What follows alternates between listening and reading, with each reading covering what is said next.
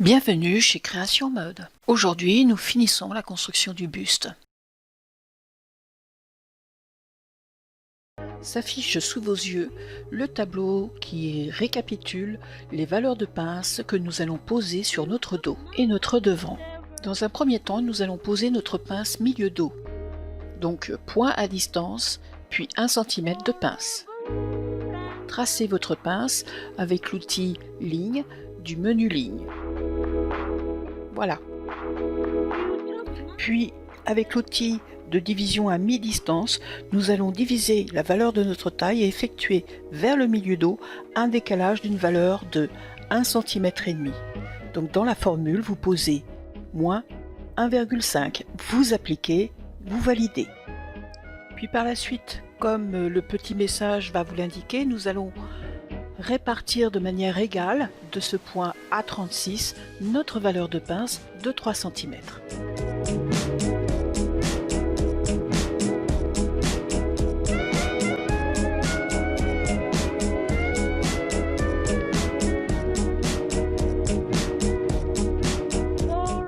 Nous passons maintenant à notre pince omoplate.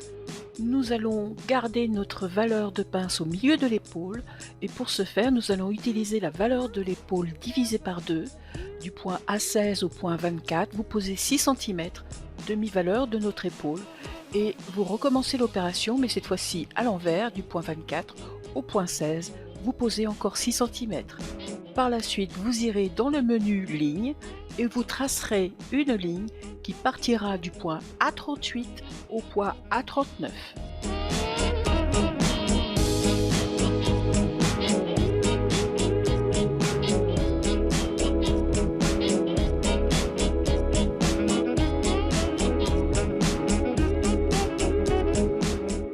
Alors je crée les intersections de ma ligne de carrure et à ma ligne de poitrine car je vais en avoir besoin pour poser après par la suite la hauteur de ma pince de cintrage.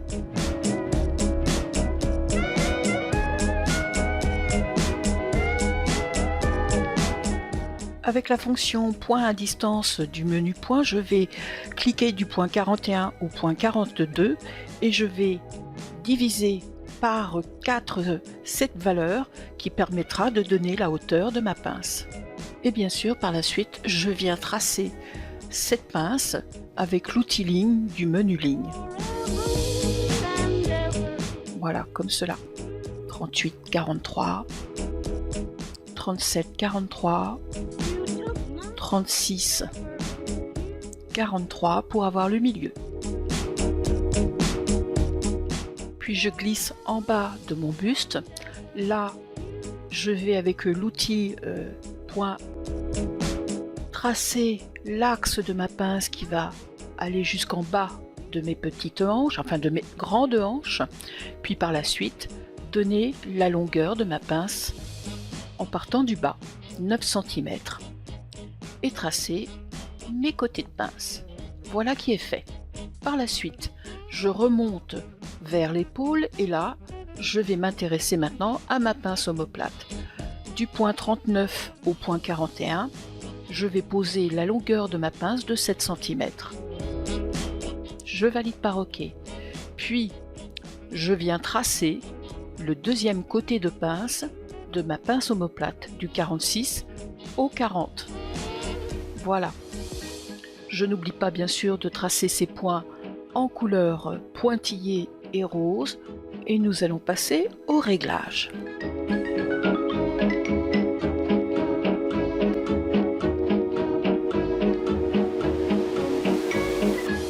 Alors dans un premier temps je vais avoir besoin du milieu de ma pince, 39, 40 divisé par 2.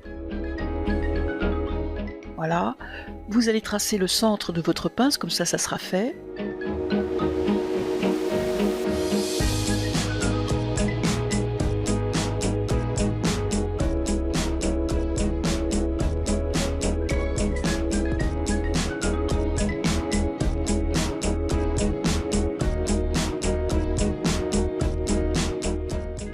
Nous allons passer au menu Opération et activer la fonction Move Objet.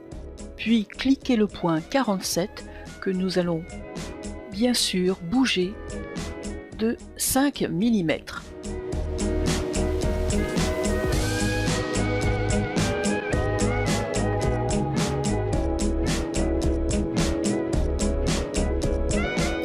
Je vais retracer la pince avec l'outil ligne et je vais rester en noir pour que vous fassiez bien la différence entre l'ancienne pince et la nouvelle pince. Voilà.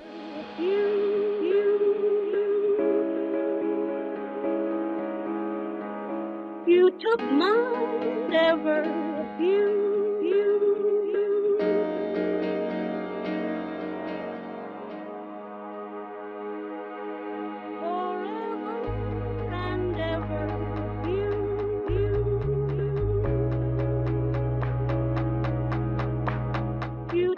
Comme vous pouvez le voir sur l'image, ça surélève légèrement la pince.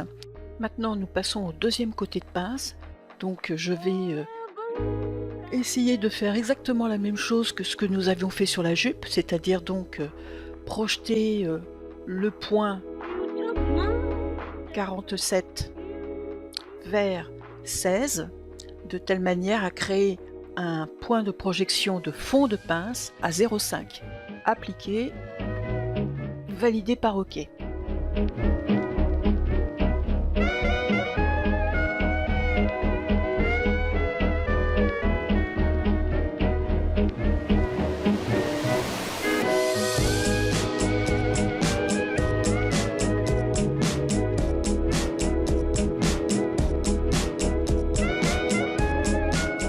Puis vous recommencez l'opération pour cette fois-ci tracer le chapeau de pince et par la suite passer dans le menu ligne pour tracer celui-ci.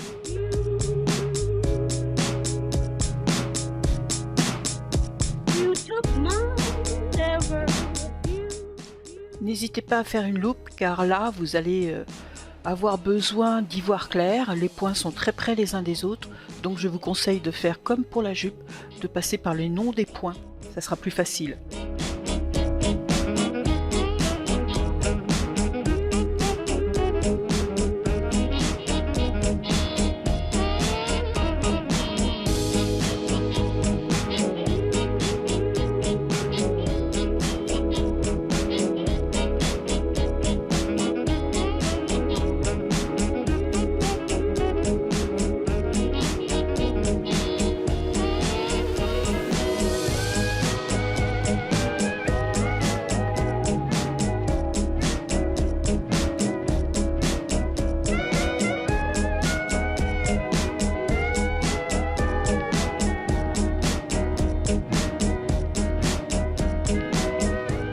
Nous revenons sur notre corps, nous allons tracer maintenant notre pince de côté.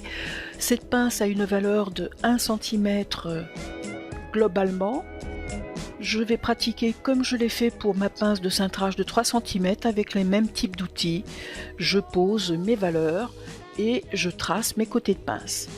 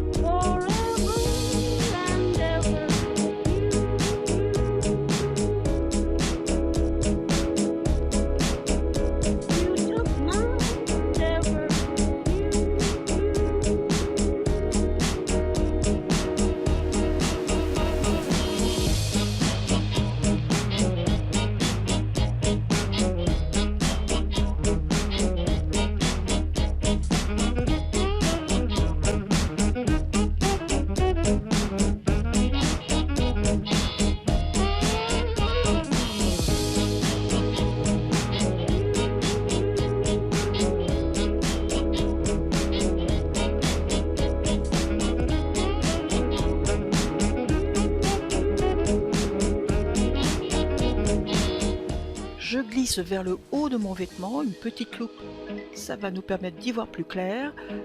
J'active le menu courbe, courbe simple, je clique du point A24 au point A21 et comme vous pouvez le voir inscrit sur l'écran, je vais me servir de la poignée pour créer au point A24, c'est-à-dire la pointe épaule, un angle droit. Puis par la suite je passe au dessous de bras Et là, du point A33, je vais aussi faire une légère platitude en activant la touche Alt de mon clavier. Je vais tracer une platitude à mon dessous de bras et je vais aussi faire attention au sens de mes courbes.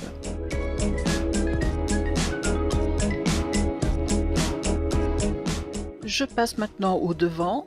Je vais diviser ma longueur d'épaule devant par 2, comme ça, puis tracer, enfin surélever mon point poitrine de 2 cm, tracer une ligne qui sera mon premier côté de pince poitrine. Elle aussi, je la passe en couleur et en pointillé, car c'est une ligne de construction pour démarrer.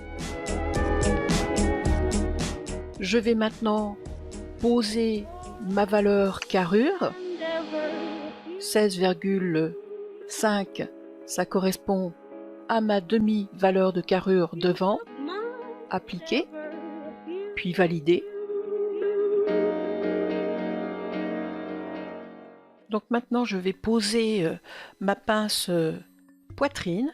Donc pour ce faire je fais point à distance et là je pose la formule suivante que vous avez vue inscrite à l'écran.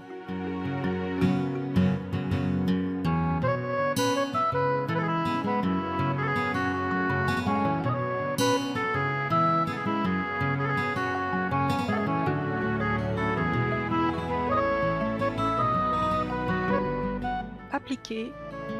OK. Maintenant nous passons dans le menu Opération et nous activons la fonction Rotation. Alors cette fonction elle est géniale. Vous allez pouvoir sélectionner tous les points dont vous avez besoin pour ouvrir votre pince, car là pour le moment notre pince n'est pas ouverte. On a posé une valeur, maintenant il va falloir faire la rotation de telle manière à ce que le point A53 se pose sur le point A56. Donc vous m'avez vu, j'ai sélectionné une zone, puis je fais une rotation et je vais après par la suite, alors là c'est là que c'est un petit peu barbare, c'est pas très précis, malheureusement j'ai pas encore trouvé la manière de le faire de manière précise, je tâtonne pour obtenir en fait l'angle de rotation. Je vais m'arrêter à 7, je pense que c'est bon, je valide et je fais OK.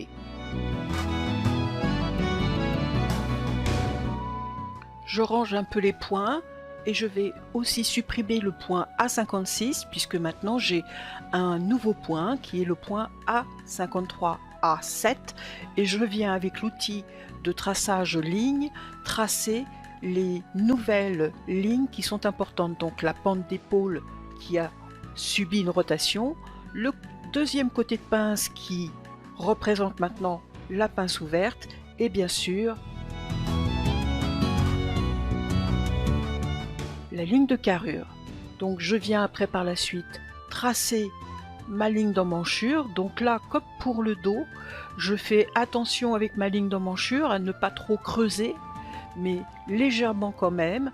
Puis aussi faire la même chose que j'ai fait sur le dos, c'est-à-dire à ma pointe épaule, je vais créer une équerre.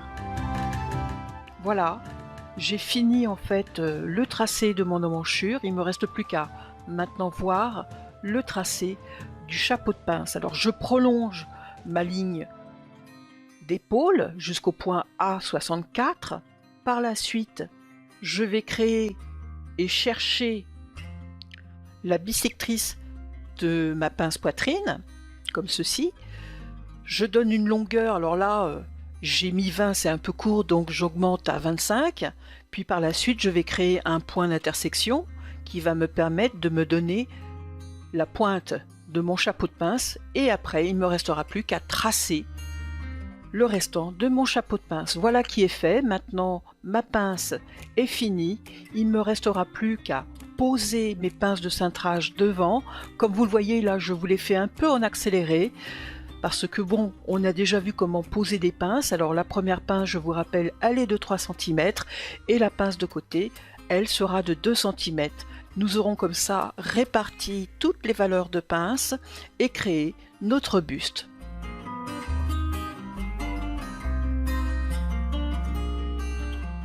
Et bien voilà, le buste est fini. J'espère que cette dernière session vous aura plu.